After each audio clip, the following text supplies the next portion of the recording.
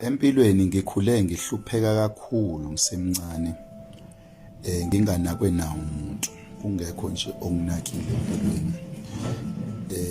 Lokho kungifundisa ukuthi mase ngimdala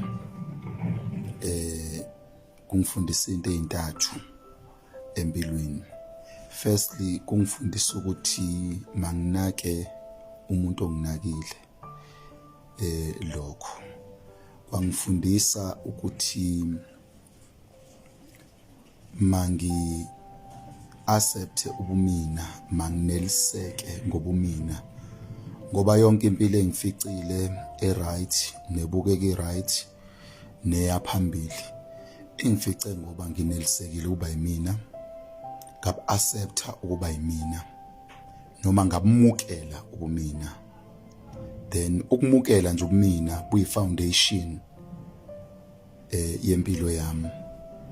Konke kungifice ngoba ngimina, kwafike kwahlala kwaphila kumina ngoba ngimina.